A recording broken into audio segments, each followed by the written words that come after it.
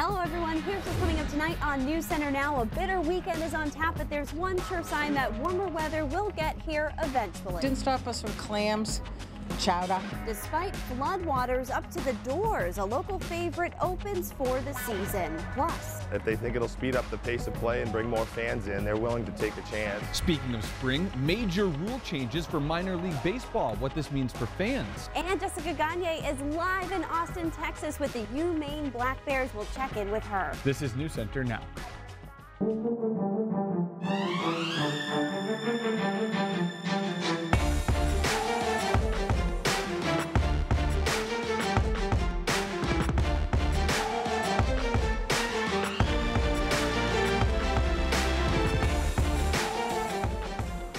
Right now, first responders are recovering the bodies of those who were crushed under a collapsed bridge in Miami. Authorities say at least 6 people are dead and more people are being treated for injuries. Good evening. I'm Chris Costa in for Lee Goldberg. And I'm Lindsay Mills. The new pedestrian walkway was under construction to make students at Florida International University safer when crossing a main highway to campus. NBC's Wendy Woolfolk reports homicide detectives and the FBI are now working alongside engineers at the scene, seeking clues about what went wrong. The grueling task begins, trying to remove those who perished beneath the now mangled mountain of concrete and steel. Our primary focus is to remove all of the cars and all of the victims in a dignified manner. Quite a tightrope to walk, removing the victims with dignity without disturbing crucial evidence in this massive investigation. Our entire purpose for being here is to find out what happened so that we can keep it from happening again. Almost buried alive, Florida International sophomore Richard Humble, a passenger in a car under the bridge. I was scared beyond my life. I didn't think I was going to make it out of the car. I thought when I saw the bridge coming down that I was dead too. The driver of the car, his best friend, Alexa Duran, was officially identified as one of the lost. Searchers say they will use all resources until every person is found. There are a lot of moving parts. The key thing here is to provide as much comfort and show as much compassion to our victims. For those impacted by the collapse, I don't know why they do all the testing and everything with traffic underneath it. It just doesn't make sense to me, and it really raises the question of what they were thinking at that time. Left with more questions than answers. University students were on spring break this week. At this point, classes are supposed to resume on Monday. Wendy Woolfolk, NBC News, Miami. And we should note the designer of the bridge, the FIG Engineering, has also designed several bridges in Maine, including the Donald E. Davie Bridge between Wiscasset and Edgecombe, the Sagadahoc Bridge between Bath and Woolwich, the Penobscot Narrows Bridge between Prospect and Verona Island, and the fixed spans of the Sarah Mildred Long Bridge between Kittery and Portsmouth, New Hampshire. The Maine DOT issued a statement regarding the collapsed bridge in Florida, saying Maine DOT's bridges are safe and will continue to be evaluated based on the latest National Bridge Inspection Standards. Due to the investigation being in its early stages, they, along with the rest of the nation, do not know the cause of the bridge collapse, nor will they speculate. All right, I was hoping to maybe do some spring cleaning this weekend and put the winter coats away.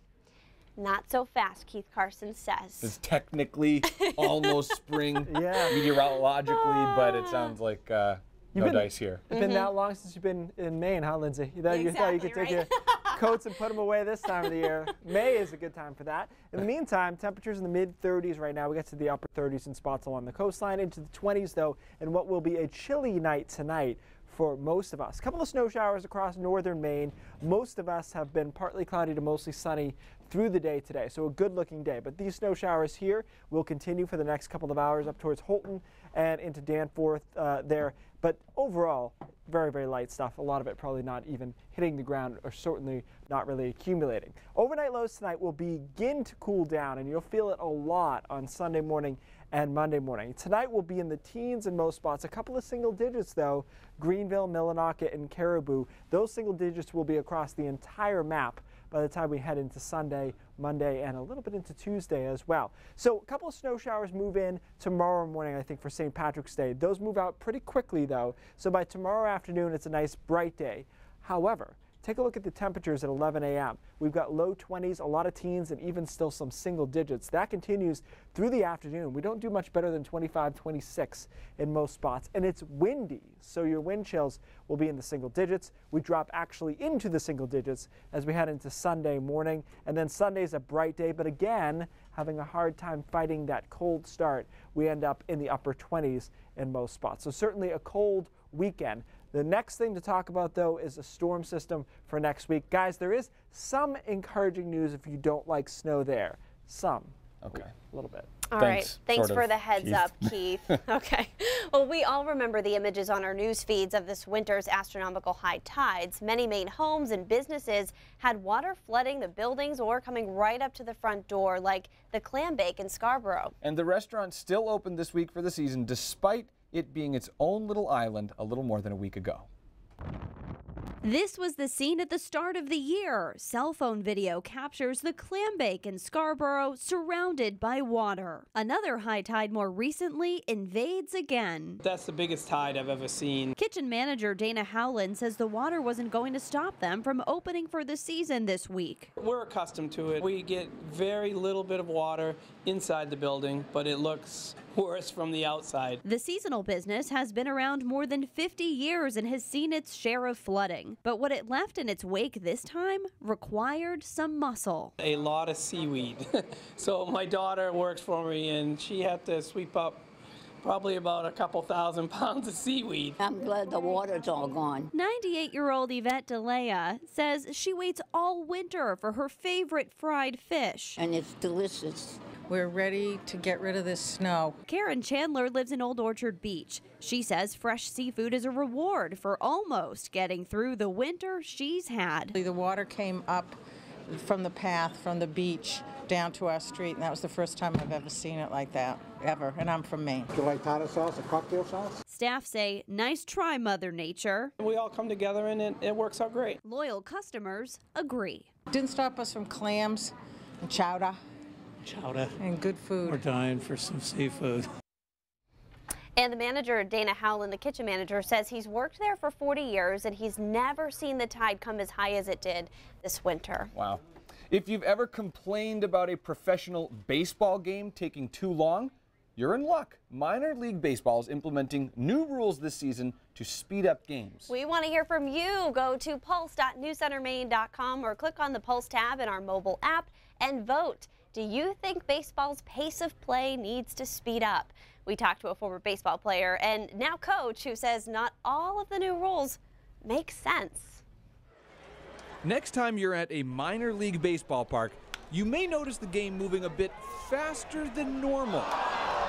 Minor League Baseball will implement new rules this season that they hope will help teams get through 9 innings a little speedier. You got to carve out 3 or 4 hours just to watch a Red Sox game. The first is a pitch clock, giving pitchers 15 seconds to begin their motion to come to the set position, up to 20 seconds when a runner is on base. The second limits mound visits. AA clubs, like Maine's Portland Sea Dogs, will be allowed 8 visits per team by any manager, coach, or player. But the most radical change happens when a game goes past 9 innings.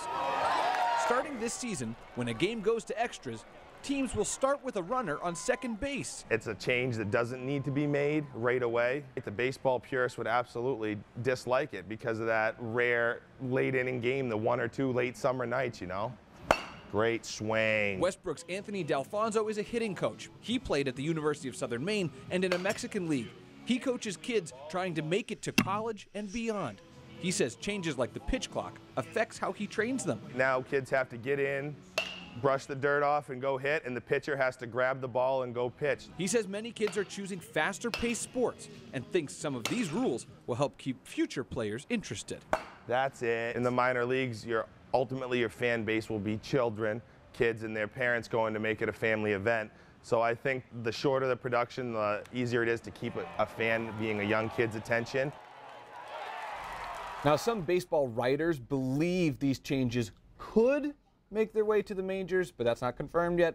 And because it's baseball, nothing about these rules are simple, so we will put a full explanation on our website. I'm going to need to read that because even just now, I'm still a little confused. Yeah, the details. Sure. All right, well, we have an update now to a developing story we've been following for you. The woman accused of killing her 10-year-old daughter will get a psych evaluation before trial. Sharon Carrillo is charged with killing her 10-year-old daughter, Marissa Kennedy. A judge granted the state's request for a psych evaluation today. The defense was not opposed to the idea. The Carrillo's lawyer says she's a victim of domestic abuse. That evaluation will be scheduled within the next 45 days. The results will be private unless they come out in trial. A video of a rogue ski lift at a resort in the country of Georgia has gone viral. We must tell you that this video is graphic and it may be disturbing to some viewers. At least 10 people were injured when a ski lift sped up and began flinging skiers from the lift. Skiers screamed to those on the lift to jump off before it turned, and lift seats violently slammed into each other. The lift sped up to twice the usual operating speed. The Georgian government sent a helicopter to transport the injured and emergency ski patrols. Another update now. A judge has granted a protection order against a Portland homeless man in connection with the killing of a pregnant goat with a crossbow at Smiling Hill Farm back in February. Danny Arnold has not been charged with the killing of the goat, but a witness reported seeing him walking with a crossbow in the area where the goat was killed. Arnold is now barred from Smiling Hill Farm, which covers parts of Westbrook, Scarborough, and Gorham. When News Center Now continues, Jess Gagne will join us live from Austin, Texas with an update from the UMaine Black Bears women's basketball team.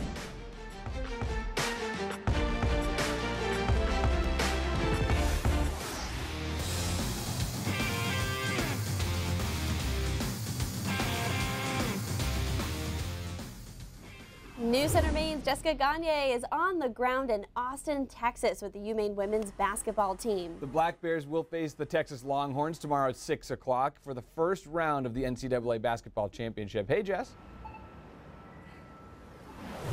Hey guys, you know, I forgot one thing for this trip, and it was sunblock. It is absolutely gorgeous here in Austin, Texas. It's about 80 degrees, and I'm going to have a sunburn after my trip around the town today. You're going to see more about that on News Center at 6, but we've been getting a lot of great feedback from my trip to Austin with the team. I'm actually outside the building right now where they are currently doing a press conference. This is where the Texans are going to, the main team is going to face the Texans, the Frank Irwin Center here in downtown Austin, Texas. And like I said, we've been getting all kinds of great feedback about our trip, but we've also been getting some questions, and a lot of those questions are for head coach Amy Vachon. So what I did was I took your viewer questions and I went straight to her for a one-on-one interview to get them answered. Take a look. We had a viewer say that you're an amazing coach, but you were awesome to watch in high school and at the University of Maine as well too. So can you just talk a little bit about your playing days? Yeah, I mean, growing up in Maine is just so special, and you know, sometimes it's lost on, well, it's not, sometimes it's lost on Mainers. When people come from other states and other countries and they see the following that Maine high school has, it's pretty incredible. I have people come to me all the time and say, you know, I watched you grow up, I watched you play in high school, I watched you play in college, you know, and we are such a big fan, and so that just means so much, you know, and so now to be able to be back at the university coaching, hopefully some of our kids can kind of have that same experience with people really enjoying to watch them too. Tom sent us a message that said your dad is also a fantastic coach, and I know he's here in Austin, so can you talk about his influence on your coaching? Yeah, absolutely. So he absolutely is and was a fantastic coach. I have no doubt. I wouldn't be surprised if he's back on the sidelines sometime soon. He misses it a lot. Huge influence on me. As a coach, but as a person, she instilled so many life lessons in me and in my teammates and my friends that are still friends to this day. Was it tough playing for your dad? At times it was. Yeah, at times it definitely was, but I wouldn't have wanted it any other way. So. Oh, we'll have more with Coach Vachon coming up on News Center at 5:30, and at 6 o'clock, I had the privilege of taking a tour of downtown Austin with the basketball team, and it was a lot of fun. So, Chris and Lindsay, you won't want to miss that one. All right, Jess, if you see any Longhorns fans down there, tell them I said Giga Maggies. What does and they're that going to be mean? very upset. I will explain it on Facebook Live in the commercial I guess break. they'll know what it means, but... Okay. All right, thanks so much, Jess. Hey, we'll take a quick look at our Pulse poll. It looks like a lot of you are baseball purists. Leave the game alone. Don't fix what ain't broken. 76% saying leave it alone. 24% saying speed it up. Okay, yeah, keep voting. We love following this throughout the show, and we'll keep you updated on air and on Facebook Live for those who are watching. All right, coming up, Keith Carson is back after the break for his full forecast. He's got his own poll going. I love it.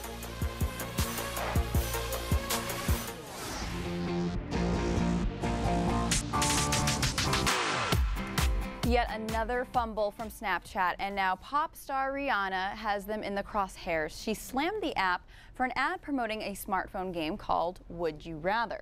It asked users if they would rather slap Rihanna or punch singer Chris Brown. And you may remember that when they were both dating back in 2009, Brown assaulted her. Now, Rihanna wasted no time in calling out Snapchat on their rival, Instagram. She said, "You already know you ain't my fave app out there. You spent money to animate something that would intentionally bring shame to domestic violence victims and made a joke of it. Shame on you." Snap, of course, apologized and called the ad disgusting, saying it should have never appeared. They're also investigating. Unsurprisingly, their stock went down 3.5% yesterday. Now, Oprah Winfrey once said that she would only consider running for president in 2 years if God gave her a sign. Well, it seems Jesus Christ used the good old Postal Service to send her one. But it's not the Jesus you're thinking of. Jesus Christ of North Waterboro, Maine, sent Winfrey a letter. Oprah's best friend and TV anchor Gayle King posted this picture with her assistant at Oprah Magazine, asking if it was the sign her best friend was looking for. I guess only time will tell. But that's a sign of sorts, right? I would say so. That is incredible. North Waterboro, Maine. Right? Making some We national. got our own gods over here. I know. Actually, around the Super Bowl time, I found there was a Rob Gronkowski in Maine. Yeah. In that area too. There's a couple of Tom Brady's in the Portland area. That makes Shout more out if you're watching. That makes more sense than that, though. Like, is Christ the last name that people have? Well, Gilchrist, we just saw that in the news yesterday, although you pronounce it differently. Okay. Well, So, that's but interesting. still same spelling some for the second half of that name. Funny irony there. But, Yeah. Yeah. All right, let's do some weather, shall we? Nothing funny about this. No, you're not going to like it. Most of us aren't going to like it. It is partly cloudy right now. Actually, a good-looking day. It felt like spring a little bit, right? It wasn't that warm, but temperatures got into the mid and upper 30s. We'll take that with the sunshine. Right around 20, though, in Greenville right now. Temperatures dropping quickly as it will be chilly tonight. Winds also strong. Well, look at Sanford, 36 miles an hour, 37 miles an hour in Portsmouth. So those are some sizable wind gusts that we'll see through the rest of tonight, through the day tomorrow, and then finally settling down tomorrow afternoon. But noticeably windy, and you can see it on our future wind gusts here. All that red popping up through tomorrow morning, through tomorrow afternoon, particularly along the coastline, and a bit in the mountains here around 30 miles an hour before settling down on Saturday night and into Sunday. So unfortunately, that corresponds with some cold air as well. So it will feel very chilly through the day on Saturday. Hour by hour forecast, clear through tonight. Tomorrow, early snow shower. Be aware of that over southern Maine particularly. Early snow shower, that moves out. By tomorrow afternoon, it's sunny. But look at these temperatures. 23 in Portland, 21 in Wiscasset, 18 in Augusta, and 18 in Waterville as well. So it is not going to be mild. And it's also, again, going to be windy. Now, Sunday, we start in the single digits.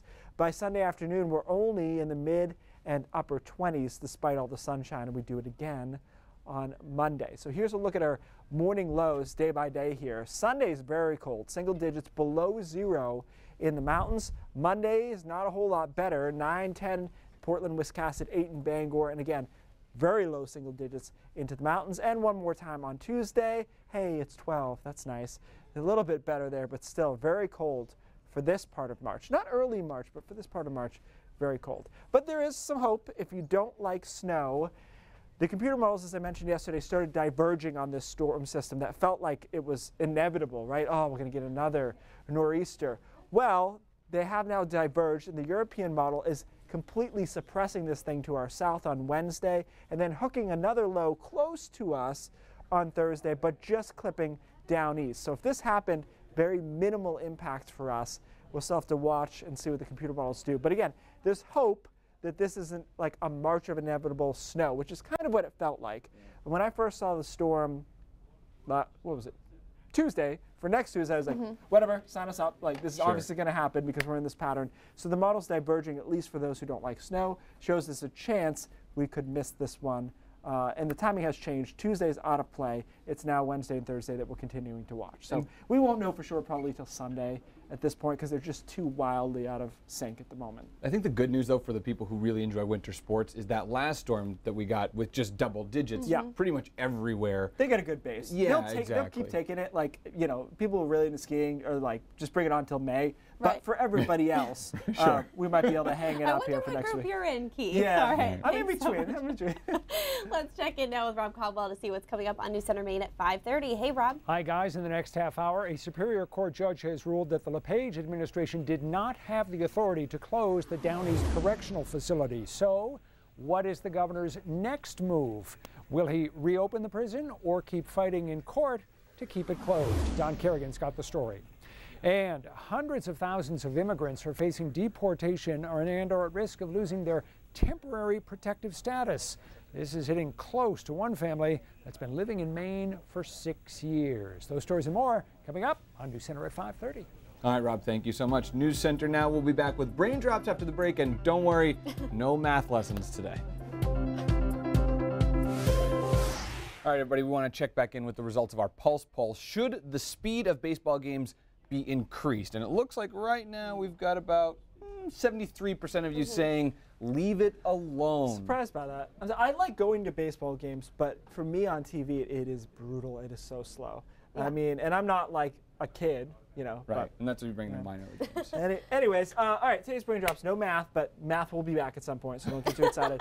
So don't get too you know, we comfortable. talked about we're melting snow everywhere, despite the fact that it's below freezing in a lot of spots. So how are we doing that? So this is a really interesting analysis of Portland, Maine's sun angle today. Solar elevation is what it's called here at altitude. And look at that number there, okay, 44.7. So that is the angle that the sun is reaching when it's at its highest point in the sky. Now let's go to the next graphic, guys. And I compared it to late September. Okay. Look at that. It's basically the same number. So the point is the sun angle is just as strong now as it is in late September, which a lot of times you can still get away with shorts in late September. Yeah. Now the air isn't as warm, but the sun still can melt that snow. And let's talk about why that is. There are different ways to transfer heat. And the way we're doing it with the sun is via radiation. So we're going right down from the sun onto the surface, in this case the snow, and that's melting it, even though we're not conducting around to the air mass around it, right? So we're going right to it, we're melting the snow with the radiation, but unfortunately we're not conducting too well at the surface, hence why it's still cold. But you can melt snow at 15 degrees if the sun angle is high enough, hence why spring always shows up eventually because of the sun. Very good. There you go. I'm a Leo, so I am a sun worshiper. What can I say? Everybody likes it this time of year. They're like this, exactly. You know? All right, everyone. Join us over on News Center Maine at 5:30. We'll see you Monday.